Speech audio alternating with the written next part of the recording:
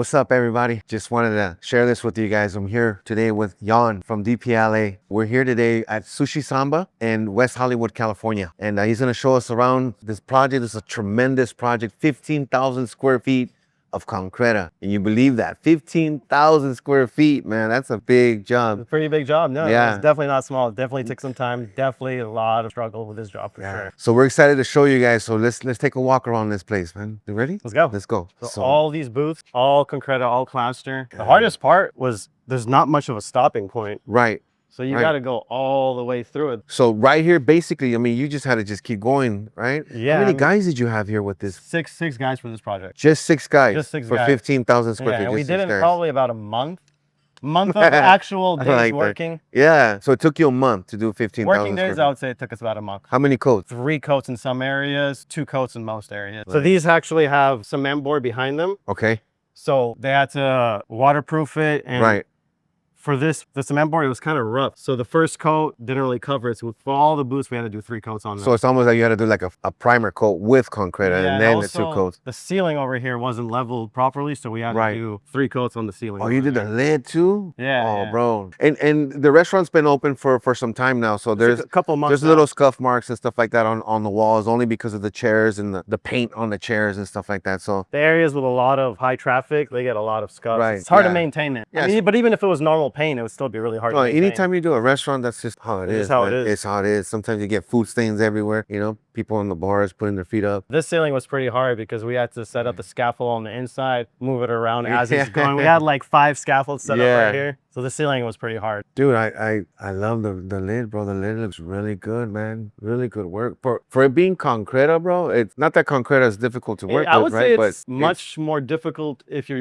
used to lime plasters. I think Concretta is pretty hard to work with. Right, because it's a heavy, grittier. Heavy, different technique. A lot of people, message me on Instagram like, hey, I just started doing Concretta. Give me some tips. I can't even work with this product. You go back, it starts to sand starts to come off. You try to burnish it. There's a lot of tricks and tips. It starts to get a little pitted. Exactly. So what do you usually like to do? My best friend for not only Concretta, but a lot of plasters is the industrial sponge because it fixes so many mistakes. Right. So like the Concretta, if you leave it dry, let it dry for a little bit, it can have the connection mark. Right. But if you take the sponge and you flush it out to 0, all the connection marks while you're going to a different area to work on, and you come back to that area, it's already leveled out with like the rest of the wall. So you come back to it and you go a little higher up and there's no connection marks. So that's an awesome technique. There's a lot of tricks and tips. I mean, explain to the camera, explain to the viewers like exactly what it is that you do, because then when you're explaining that, I understand what you're saying. Right. So with Concretta, my favorite way to work on it is you do a section at a time. You apply it pretty thick. You leave the edge wet. You come back. You take off all the material, and then you take off all the materials on the edge, and then you sponge it out to 0. That's what I like to call it. Sponge it out to 0. With the dry sponge? No, right? No, wet sponge. Wet Always keep a wet sponge. A wet sponge to 0, and then you have time to come back to that area and go a little higher up. Whenever we do Concretta, we always sponge the whole surface. So if we were to do this wall, we would start right here, sponge this one out to 0. So when you come back to right here, it's already leveled out and there's no connection. There's no bump that's visible. When you come back to burnish it, you'll see the visible bump and it gets darker in that section where it's connection. The best way to prevent it is sponge the whole thing right here and then sponge the whole area and then you start smoothing it out. And the sponge really helps to see which areas you missed. Because if you're just applying and you're applying, and you go back and you start burnishing, you miss some area. Yeah. But when you sponge the whole thing, you can see, oh, right here is rough. You add a little more. Either add a little more, burnish more, smooth it out more. Beautiful tip, and it's a beautiful technique that you just shared with the viewers because a lot of people are struggling with Concretta. Honestly, I use the sponge for almost every product, unless it's like Lamundo, Venetian. If it's a really thin product, then the sponge is not going to do it. But if you're using like even any Texan product, if you're using Palladino, if you're using, I don't know, Gomex from Meoded, sponge is my best friend. It always fixes up all the fuck-ups that you make because even if you're going and troweling and you accidentally don't do the right movement or you accidentally press too hard and it takes off the material, you go back and you sponge into it and you try it again. So it helps you to avoid cold joints. Cold joints, it helps you avoid pretty much any little mistake. Because if you do make a mistake, everyone makes mistakes on a wall. You accidentally scrape it with your trowel because you're not putting the right amount of pressure. Right. You go back, you sponge it out, and you just start from scratch, start brand new pretty much. Yeah, that's cool. So the sponge is super cool. That's my favorite tool pretty much. I love the trowel and spatula. I know you use a hawk. Yeah. I've never used a hawk, but the sponge is like, we buy them by like the hundreds. Yeah. Every single job, we always have a bunch of That's cool, fix man. any mistake, especially the corners. You get a wet sponge. Once it starts drying, you won't even have to sand the corner. You just go over Bro, with with the the wet sponge. The That's wet so sponge is cool, my bro. best friend. So your corners are super good, bro. They're clean, man. They're clean.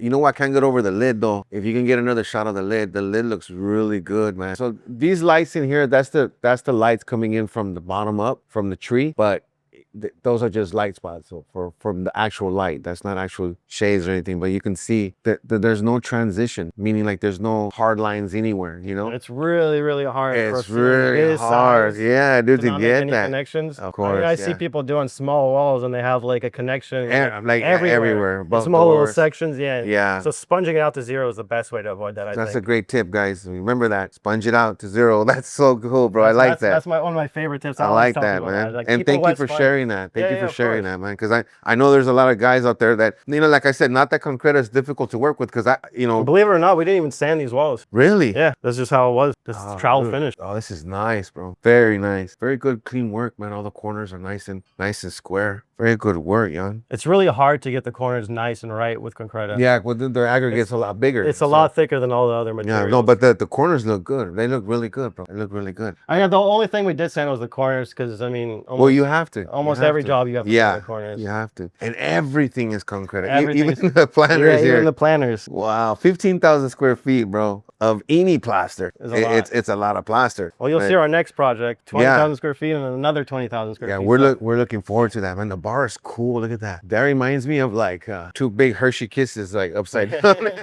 I just want some chocolate right now. As soon as they open, they're reserved like months ahead out. Yeah. Already. So like there's no even open spaces for anyone to Right. come in. The whole hardest part of this project was the organization though. Right. Because they kept pushing us to do certain things that were not ready. And we kept telling them, it's not ready. It's going to get messed up. We shouldn't be doing this. We're supposed to be doing this. After this step, Right. like, let's say these planners, they put in the planners, we plastered it, and they put in all the plans. So right after you plaster. instantly, they all got super messed up with the soil. Oh, and you man. know, when you're watering, the soil has certain nutrients in Right, it, yeah. that It does. Almost like acids. yeah, they naturally mess up. I mean, a lot of our projects, if there's a stain, it's always because of a plant. It's always like a little circle because of where they're watering. Right. So this project had a lot of just not the right steps to do the plaster. Because when you're doing plaster, you're supposed to be the last person in. Yeah. You're supposed to do it right before moving day, basically. Yeah. But they kept us pushing us to, you know, do this section, this section. So what advice would you have for an applicator or an artisan that's gonna probably maybe Okay, even so get for into a restaurant? residential houses, you can talk to the homeowner. Most of the time, they'll understand, like, oh, okay, if I do this right now, if I do the plaster right now, then I'm going to pay for it again because they're going to have to redo it. When it comes to commercial projects, there's so many people above that it's impossible to get the proper decision with everyone. If one person at the top says, no, just do it, you can't do anything about it. You're going to have to go. You got to do it. Yeah. Yeah, because then you're not following the schedule. You can tell them like, hey, it's probably going to get messed up. And we kept telling them and they were like, oh, we know it's going to get messed up, but we have to do it anyway. But I think a lot of times people appreciate that you're being honest with them. You're telling them like, hey, this isn't the right time to do this. You have to wait. You have to do certain steps before that. You have to do certain preparations before that. But coordination really, really helps. That's like one of the most important things. Communication. Yeah, you always have to communicate. You have to be on top. You have to figure out what other trades are going to be where today. I mean, even with this project, and you can't avoid it, you have a plan. Every day before you start work, the day before you start thinking of the plan for the next day. Right. You think of, okay, so who's going to be where, who's going to be doing what walls, who's going to be doing what area. And you come the next day and someone's working in that area, a different trade, your whole plan turns to shit. Yeah, you gotta start from scratch. You gotta recreate a whole new plan. Improvise. Exactly. You always got There's a lot of improvising in our and you have to be good at sure. improvising. Yeah, you have to know, okay, so this it. section I can't do, but I can do this section. Yeah. I can do the first coat right here. I can do final coat right over there. Yeah. I can't do final coat right over here because I know that they're going to be doing something with the roof. I know that something's not ready, so there could be potential problems, so I'm going to hold off on this, but I can do first coat right here. Yeah. I can do something over here. I can, figure something else out for the next day or whatever. So it's always improvising. It's always coordinating. It's always communication. That's good, man. And everyone has to be on the same page. Otherwise, it doesn't work. Right. And, some projects, unfortunately, aren't organized properly, but you just have to improvise. You have to just think of how to solve the problem, basically. So six guys to do all this. 6 guys. Can we walk this way and come check this area? I want to come check this area out. So because it is an outdoor roof bar, you do get some water stains. I mean, just natural humidity. That's something you can't really work around. Another problem we had here is the roof wasn't installed properly and we had crazy rains and there was so much water damage because we didn't get to seal it yet. Right. Because they didn't coordinate properly. Do the roof properly first before we do the plaster. So, and it's mostly like white drippy lines that happened. Right. Like almost discoloration kind of. Yeah, yeah. So the calcification from the water. We just improved a lot of those areas. Another tip, what we did for those areas, instead of reapplying the whole wall, we just watered down the Concretta and just used a sponge. Okay. Just a sponge, and it made it completely smooth. Almost like a faux. Almost like lime wash. Right. Like a okay. lime wash microcement. But using that, yeah, using the actual, like the aggregate, the smaller aggregate that's inside the, okay, I get Just it. making it a lot thinner, and instead of like actually troweling it on, you just use the sponge. The soffit, does it wrap around to the No, thankfully it doesn't. Otherwise, my guys would be having jetpacks going over there. I could imagine, man. So you guys did all this in here. What about behind that? What's so that we actually did that wall, but then they covered it with a plant. Oh, okay. Another thing of the misorganization, certain areas you do, and then you realize, oh, I didn't have to do that. Yeah. But if they ever decide to take it off, there's gonna be a nice finish behind it. Right. So you said it only took you a month to do this. I would say about a month. Yeah. I mean, we had a lot of stopping points. A month to do basically the original contract. Yeah. All the extra add-ons, like I'll take you to another area where they had a demo. That a couple areas had to get demoed. Yeah. They had to fix some couple of things, so we had to come back and redo it. But I would say, yeah, about a month.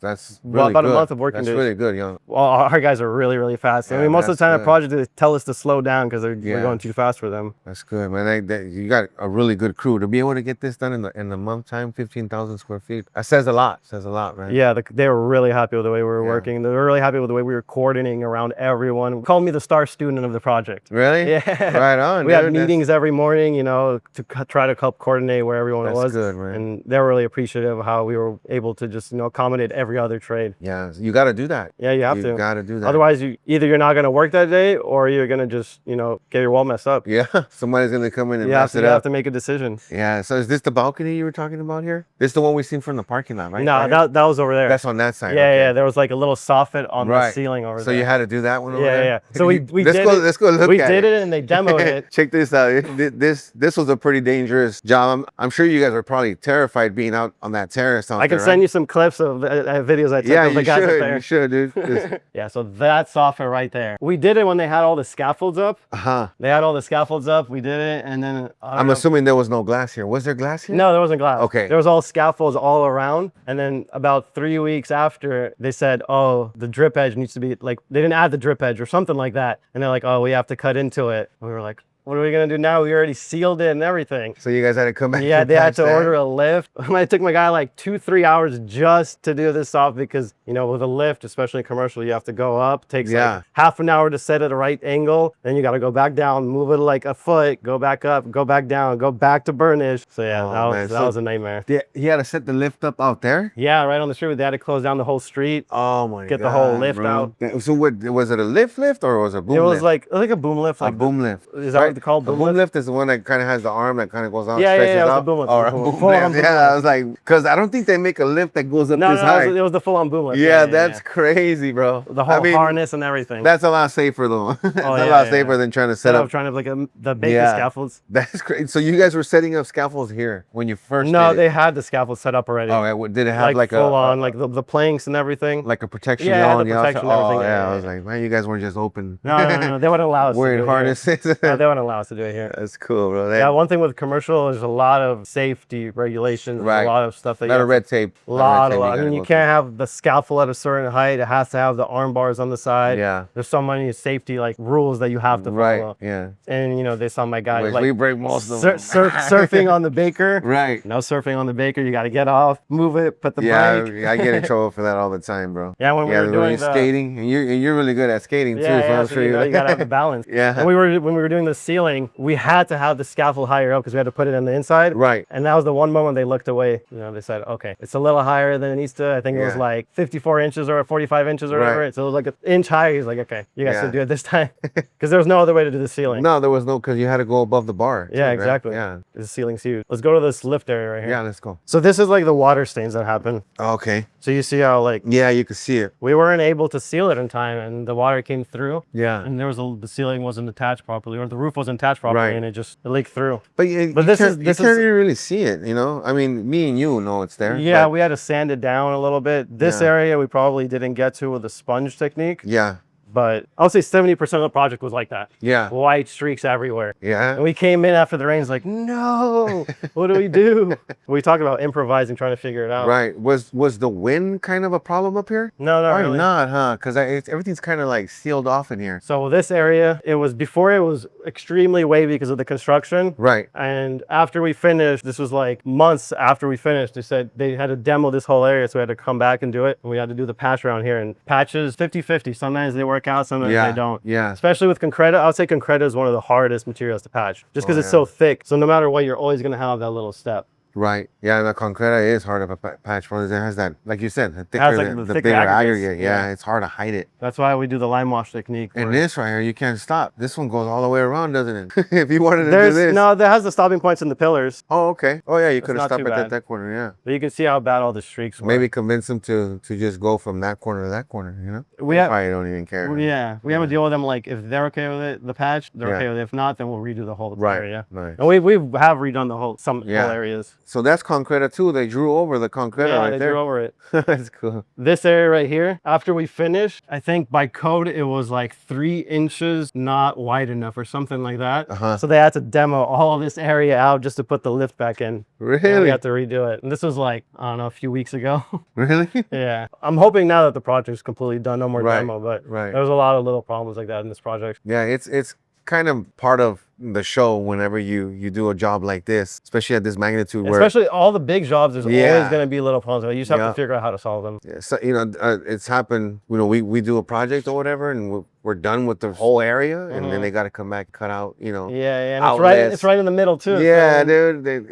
Man, how do you forget outlets that are behind the wall? Yeah, They sheetrock right over them. Important, yeah. Yeah, that happens a lot, man. Happens a lot, especially when you're trying to get out already. So good job here, man. You guys did a really good job on top of like the size of it.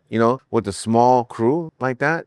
Would you say that having a smaller crew is better than having like they say 15, 20 guys? 15, 20 guys is way too much. Yeah. Because you have to be really on top of what everyone is doing, and everyone has to be really like connected together. Yeah. It has to be almost like a family. Right. Everyone has to know the other person's skill, when they know to ask that person to help, when they know when, okay, I need to tackle this, the other guy does this. So when you have 15, it's hard to organize that many people. I mean, certain companies have that many people, but they're not moving at pace that they should be. I sometimes feel like my 6 guys can do as much as 15 guys at a different project. That's why I'm pretty impressed. There's 15,000 no square reason feet to in a have month 15 is people. pretty good, bro. It's hard to really keep good. track of everything at that point because there's just too not organized, too misorganized. I like how you put that though. It's almost like a band. You got a drummer, exactly. a guitar, bass guy. Their role. Yeah, everyone knows like, and when to step in. Exactly. Everyone knows when to finger a corner, who's fingering the corner. Right. Everyone knows who's burnishing, when to stop applying and go back, when to help someone. Especially when it's a lot of 15, 20 people and constantly getting new people. Right. It's impossible to have like a tight-knit ship crew, Yeah. It's impossible to like organize everything. Not everyone's going to be super friendly. I mean, sometimes we have problems at projects where they say our guys Drink a Red Bull. No, where they say our guys are too loud. They're having too much fun. Right. But you want to have fun doing it. Yeah. It brings the atmosphere. Oh, you mean like from like homeowners or? Yeah, either homeowners or builders, or just like, oh, you guys are too loud. You guys are having too much fun, laughing too loud. But they're friends at the end of the day. You know? You want to have friends working. Yeah, you want to be able to make. Yeah, you want to have. You don't want to be all grumpy at work. Yeah, and you don't exactly, not want to talk to your coworkers just to come back and say, hey, this part needs to. You don't want to be miserable while you're working, dude. You want to have fun, especially when you're working as hard as this. Yeah, I mean, you want to make it fun. I don't think a lot of people realize how hard and how intensive actually doing plaster is. Yeah. Once you start a wall, you can't stop. And if it's like a 200 square foot wall, towards the end, your arm is already giving out. Right. Especially a ceiling like this size, like towards the end, my guys were completely done. It took them, I think, 3-4 hours to do the ceiling. And I said, go home, guys. There's no way to keep working. Your arm's not going to have the strength. You're not going to make a nice finish at the end of the day. So. And all 6 of them were on the ceiling. Yeah, all 6. And each one having to come down and move the scaffold instead of surfing around. You got videos and pictures of that when you guys were doing all that? Yeah. I have some videos of the ceiling. That's cool. I have a bunch of videos of this project. You got to send me some. I will.